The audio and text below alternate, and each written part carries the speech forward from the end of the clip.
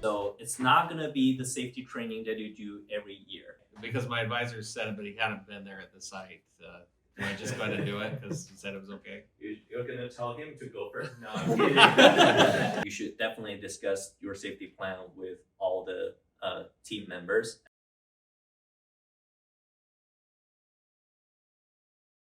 Safety training. Okay, so this is actually a very concise version of the safety training, just kind of covering all the general matters, all the general topics.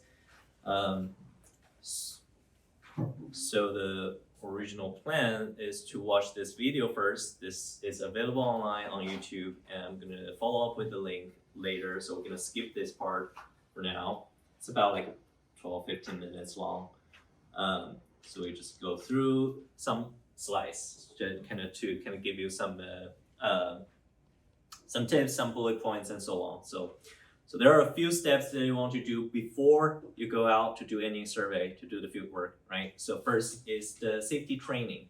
So it's not gonna be the safety training that you do every year, right? So because every site, every job site, every project is a little bit different, right? So you're gonna encounter different hazards, you're gonna be in different situations. So you want every field work coming with a safety training before before the field effort. So here are just kind of a few points there. Identify the specific job site hazard, and the explanation of the safeguards to take while in the field, the work area. Information on the limitations and proper uses of traffic control devices and other protection, and this is kind of from the transportation agency, the research project. So it's kind of mostly dealing with the work zones near the traffic area or the roadways. And also the briefing on the emergency action plan for the sites. So those are just kind of general guidelines for the safety training. And then you should also have the safety plan. So here I'm just kind of putting a few things down here. So kind of talking about the personnel, like who's in charge in the field, right? And there's also the PI, the principal investigator, usually is your advisor or some other faculty member that will be kind of overseeing the process. And then there will be the lead in the field and who to contact like in the field and so on. And you should definitely discuss your safety plan with all the team members. I mean, who will be involved in this field work, and then some general preparation for the weather, and then the coordinate with the personnel on the site. Sometimes it involves multiple teams, multiple groups, so you definitely want to make sure there's the communication channels available there, and then the escape route, the emergency situation, who to contact, and so on. So we're going to cover those later. So these are just kind of give you a preview or overview, and this is supposed to be the follow-up of the YouTube video that I was planning to show.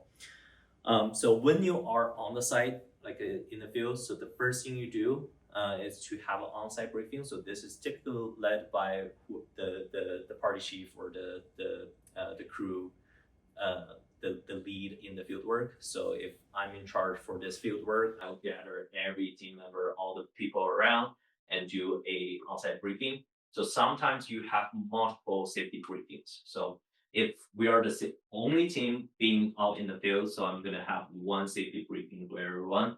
And then if sometimes, let's say we work with the DOTs, so they will have their safety briefing, or sometimes you have the site-specific, kind of if it's a facility, then the facility might give you a safety training or briefing before you can go out and do the work. So sometimes just be aware, sometimes there can be multiple ones, and they all kind of serve certain purposes, and we want to be serious about this, right? So for the on-site briefing, you're really gonna review the survey plan. So we just talked about how we plan the survey. So we're gonna review that, make sure everyone is on the same page.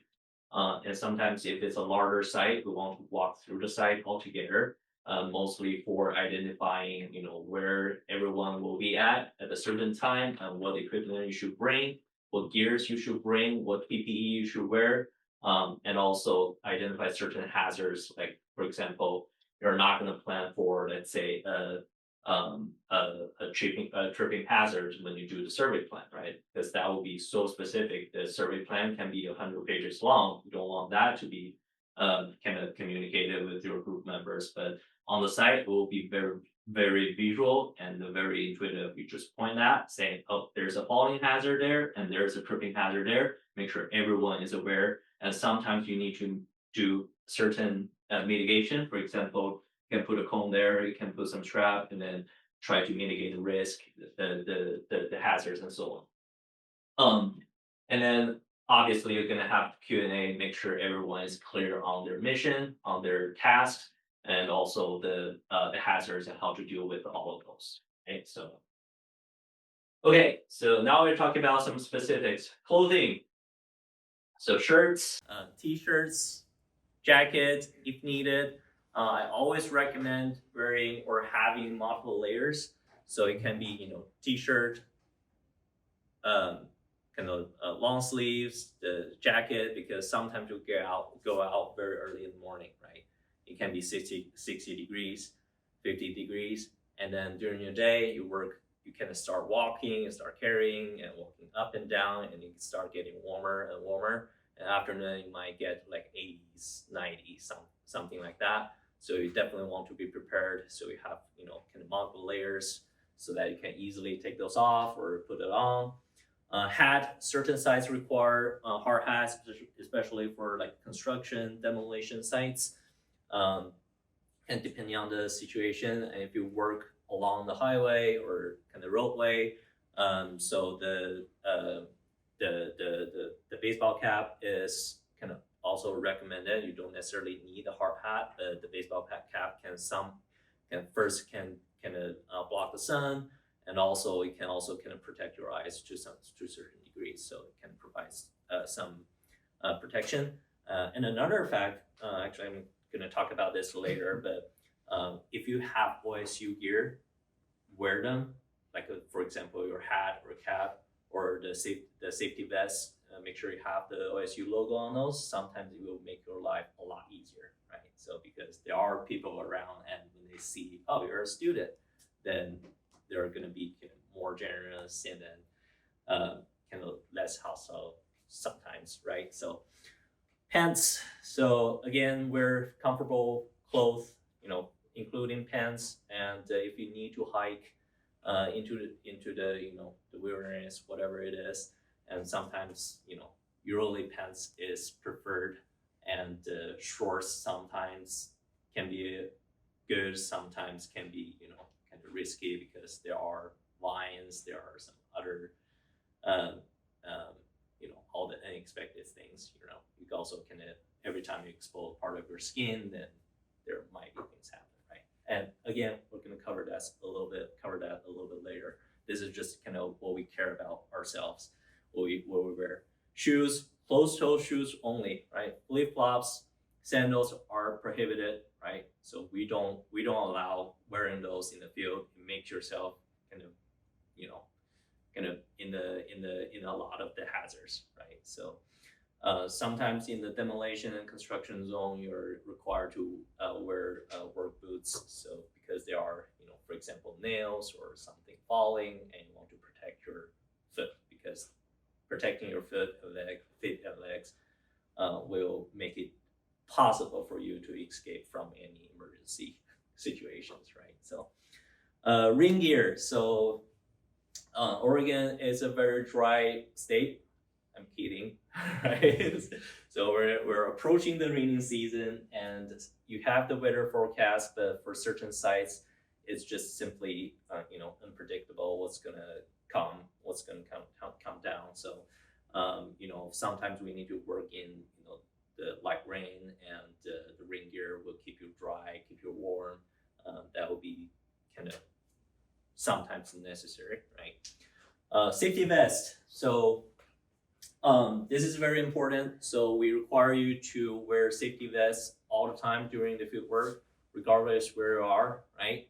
If you're indoor, if you're outside, if you're on campus, even attending class, the field lab, you're always required to wear safety vests. It just show the state of the, like you're working And then for certain situations, certain field site, we have like different classes of safety vests. So we have the class 1, class 2, class 3. So I saw Hadar is wearing one. All right, anyone can tell me what class that's in? That's a class 3. Yes, that's a class 3. So class 1 is just a high vis. I will count Mike's shirt as a class 1. Number 1. Yeah, all right. So class 2 is with those reflective stripes. And then class 3 will have sleeves. So that's going to be a short sleeves. So that's required. Class 3 is required for any highway with the speed more than 55 miles per hour. So if you work on a freeway, for example, like most part of I-5 along the shoulder and so on, you're required to wear class 3. Class 4 is for, nighttime work, and we try not to do that at all, right? There's, for most part, right? We're doing all the line of sight work, so there's very little you need to do like during nighttime. And so our typical working hours that kind of bring to this survey plan again. So, we work from, morning to afternoon only during the daylights. We don't work in the dark, okay? Okay, so that's a safety vest. So other supplies, a lot of things can be counted as PPE, but I'm just gonna list a few of it here just to kind of as examples. Masks and respirators, kind of in some of the sites, there are dust, there are debris, there are, chemicals. Hopefully you're not in that situation, right? But sometimes there could be. So we have, kind of the N95 masks, and sometimes you need to have your own kind of respirators, gloves, glasses, the protection glasses, sunglasses, depending on where you are, inside, outside, and the sites. The hearing protection, if there are other heavy equipment or some other things going on, and you want to kind of have those hearing protection, sunscreen. If you're working outside, make sure you don't get burned. And especially when you're working on the coast. So I kind of learned it the hard way, but kind of working on the coast, you got the sunlight from the sky, from the sun directly. You also get the lights kind of coming from the ocean. So you got, double tanned that way. Okay, first aid kit. So we have some in the lab space, and also every motor vehicle that you get from OSU will have a first aid kit. So make sure you're familiar with that and know where it is and where to get it. Drinking water, snacks. So Chris mentioned that earlier. So a lot of sites are remote, and the closest grocery can be 20, 30 minutes of drive. So you definitely want to make sure you're prepared on the drinking water and snacks. So like, for example, lunch is not guaranteed during a typical field work. And in fact, sometimes we want to kind of have a late lunch and so on. So it's going to be a very long day. Make sure there are enough supplies in your truck, in your car. And the general cleaning supplies, again, running water is not available everywhere, right? Like, especially when you do, for example, I'm taking like the coastal survey again. Sometimes you need those headlamps when there are sites you need extra lighting source, and sometimes we have like other stationary lights as well. And then insect repellent, some people are more sensitive to certain kind of putting like those the insect repellent there, but there's also poison oak and others. So some people are more sensitive than others, and make sure you're all prepared for those situations. And all of this is real. I'm showing those pictures to prove this is all real. We have been into all of this type of situations. So like I only kind of extract the things that I've actually encountered or I see other fellow geomatics encounter. So it's not all of them, but everything I mentioned is absolutely real and has happened before. Yes. So Ezra, what happens if my advisor tells me to go up that staircase there and I don't feel comfortable doing it? What should I do? Okay. Because my advisor said it, but he hadn't been there at the site. Do I just go ahead and do it because he said it was okay? You you're gonna tell him to go first. No, I'm kidding. Exactly. Send your advisor up first. Yeah. So if you don't feel comfortable doing anything, you can stop. You can say no. All right. We're not gonna force you to do things that you don't want to. And also, the field survey team lead can be in charge and make sure everyone is feeling comfortable, and that should be part of the safety training as well, or the briefing. Yeah. Vehicles. Okay, so pulling this side, this is this is hot rock, from a rockfall project, and we were there during winter. You have the sun kind of shining on the rock slope, and you can just hear the rumbling of those rocks coming down in real time, right? And again, I'm just kind of stress how real this is, like all the risks, all the hazards and everything. And I'm talking about the vehicles here, but I just kind of want to talk a little bit more about those figures I put on the site.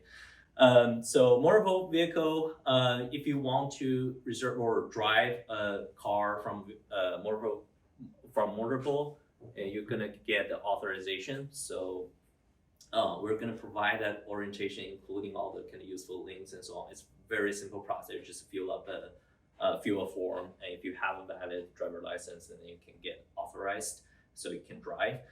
And the equipment. So we use trucks to transport all the equipment and personnel, and make sure keep all the equipment organized and secured. So Chase already kind of mentioned that you don't just want to throw everything in there, right? So you're gonna break all the break some of the equipment, and also it's really hard to get in and out. You end up wasting a lot of times, finding stuff or pulling things out or putting things back. So just keep things organized and learn from other, fellow geomatics, because over the years we have a pretty good way to kind of place all of those equipment, what goes in first and what goes in later, and how we place all the things.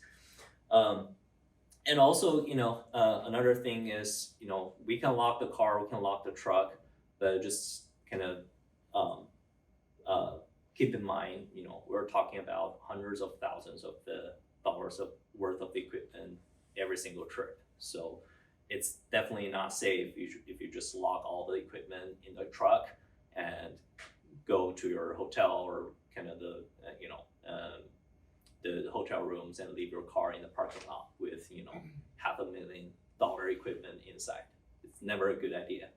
Like even going out for dinner, having all the gears like in your truck, in the truck, it's probably not the best idea. So make sure you find the most secure spot to keep all the equipment. So even though I'm talking about vehicle, but vehicle, it's not considered necessarily as a safe kind of storage for all the equipment for all the times. In the field, it is generally okay, because in the field, the vehicle is considered the safest spot, right? So just be mindful of that. Defensive driving, so you're out on the duty, on the work, and make sure you and all the other crews are safe. So kind of drive defensively. So make sure some people drive faster, some people drive slower. For those who drive slower, just keep it that way. For people used to drive faster, keep it down and make sure you follow the law, and you're kind of you're working, kind of representing your group, OSU, and you're on duty. It's kind of, just make sure you do the defensive driving. It's one thing if you get pulled over on your own in your own car. It's another thing when you get pulled over in a state vehicle. Yeah. So it's a lot more people get notified. Yeah. So it's a. I don't know that from experience. That's not right. Yeah, but it is serious. Okay, so just can be very mindful, and then just do defensive driving. So when you need to work kind of along the roadside, make sure to park as far from the traffic or any other kind of hazards as practical.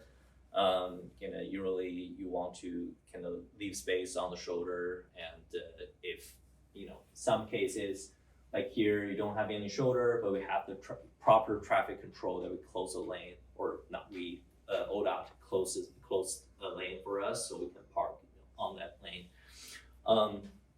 And those vehicles that can also serve as the kind of the barrier. For example, the traffic will go this way, and then if I work, I'll try to stay on this side of the road, kind of behind those vehicles as much as possible, so I can protect it from the active traffic. Use hazard warning lights when needed, so just kind of make sure people can see you and people can see your vehicles and equipment and so on. Pre-drive vehicle check. So when you want to move the vehicle, don't just jump in the truck and then drive away, right? You never know. What if you have a tripod that I could just put under your truck or whatever, right? Or what if there's something new or there's a potential hazard, because things can get dynamic and can change over time. So make sure you check the vehicle before you driving in or out of the sites. Communication, this is very, very important. Everyone needs to be able to speak up when you're in the field work, right? We don't like quiet people in the field. We like louder voices, right? So before we head out, right, in the equipment checklist, make sure you have the communication, the radio or cell phone. A lot of sites that we go to do not have any reception, so don't rely on cell phone all the time. It may or may not work, right? The radio sometimes it's usually more reliable in the range that we typically work in. And make sure you set all the radio channels, because if you're not on the same channel, then good luck communicating, right? So there are some things that you want to check before you go out and make sure they're actually working before you can go out and do the work. And working groups if possible. So sometimes you have to do it, kind of one doing solo work, that's gonna be fine, but you definitely want to avoid the dead zone, which means there's no cell phone reception, there's no radio availability in those cases. So if you work along in those sites, you'd want to avoid those first. And if you cannot avoid, you have to get there like for a short period of time, make sure you let other people on your team, especially the team lead, know what your plan is and how long you're gonna be there, what you're gonna do, and so on. And then the team lead will kind of give you instructions how you want to do that, or maybe have a person can come in with you. And then you can report the hazards or safety concerns in real time as you observed. So sometimes, when at work, and we didn't walk through the site for every single room, but in this room, I say, the ceiling just collapsed, it's kind of falling down, and then I need to let everyone know about it, right? Even though I'm the only one kind of working in this building, but I don't kind of want to assume that I will be the only one access to this building. And then I'm gonna let everyone know. So again, the key is communication. You want to let everyone know what you are concerned with or what you observed.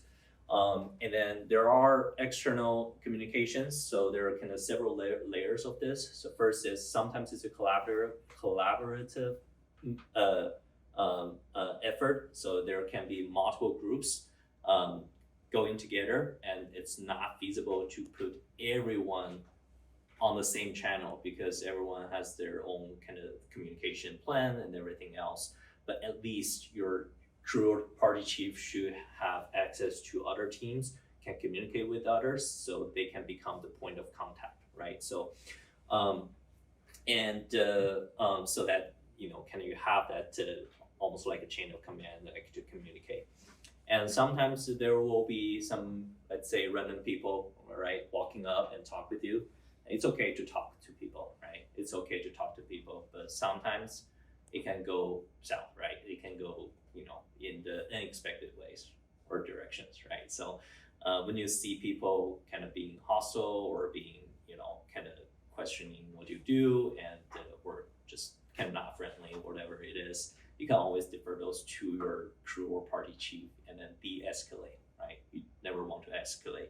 And so you can kind of add another layer in that communication to kind of de-escalate. For emergency response, first, it's okay to get help, right? To get help from others, get immediate help from others, and also call 911. Hopefully that's common sense here. Again, communication is just, when you see anything, just speak up about those and we would love to kind of have everyone speak up. The safe zone safety, be alert at all times. Working near traffic, we definitely need cones, flags, and maintain space from moving traffic, face oncoming traffic at all times, or use a spotter. So that's kind of when we work along the highway, doing some shoulder work, want to make sure we always face to the traffic so you can get a sight of the traffic. You don't want to just kind of turn your back to the traffic and you don't know what's going on. So, and use plan on possible escape routes. So sometimes like when you work on the shoulder briefly, and let's say imagine there's a car just kind of lose control and driving towards you, right? What are you gonna do? You actually need to think about it, right? Can I hop the fence? Can I hop the barrier? Can I run away? Is there enough room for the shoulder? Do I just jump through kind of across the beach or whatever, right? Whatever escape route that you can plan. Like if it's in the building, if the building if there's an earthquake, what are you gonna do? What is the fast way you can get out, right? So all of this, you need to kind of keep those in mind and start kind of thinking about those, so that you don't just be panic when things actually happen. So you kind of actually have that thought process going through already.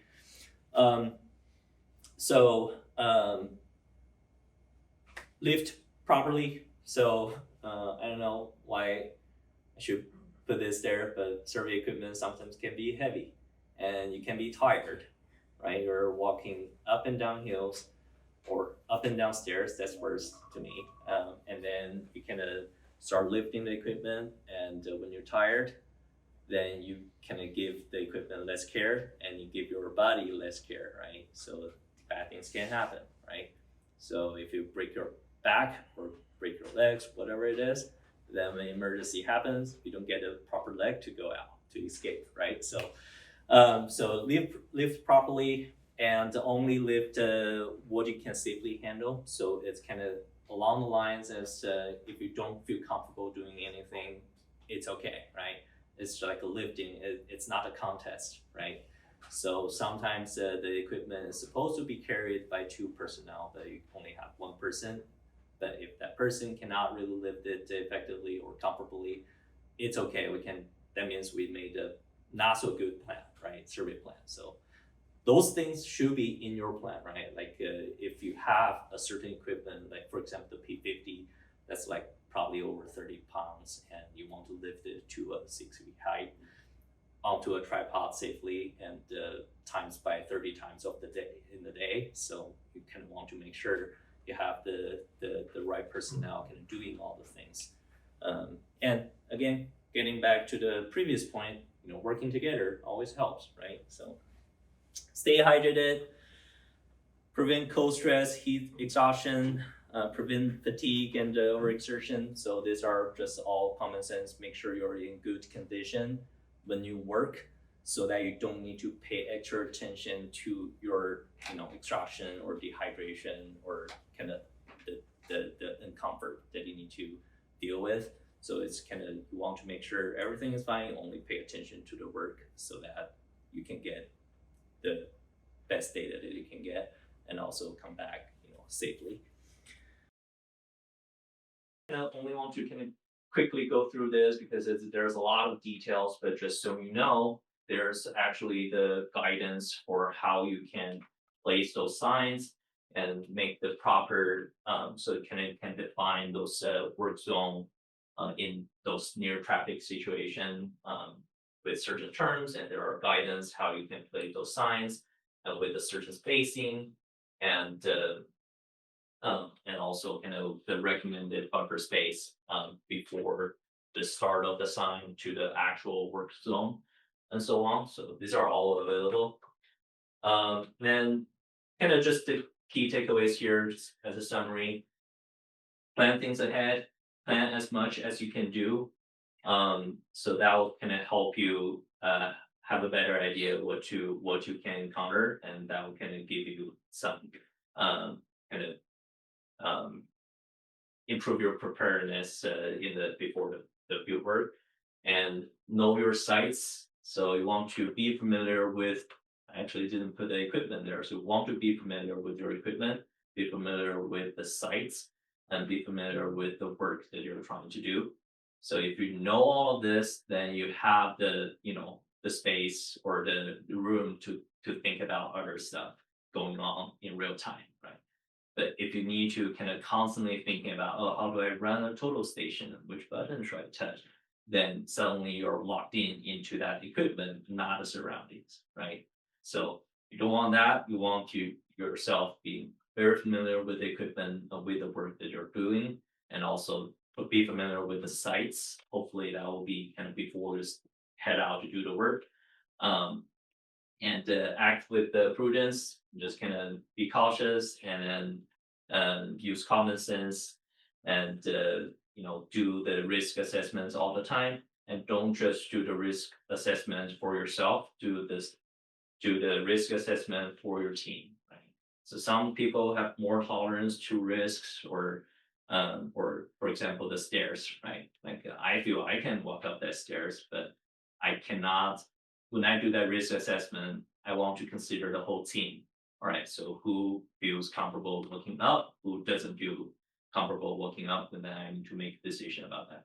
And usually the party chief, the crew chief should do that, kind of more rigorously and make sure everyone feels comfortable with their assigned tasks. So last thing, communicate, speak up, right?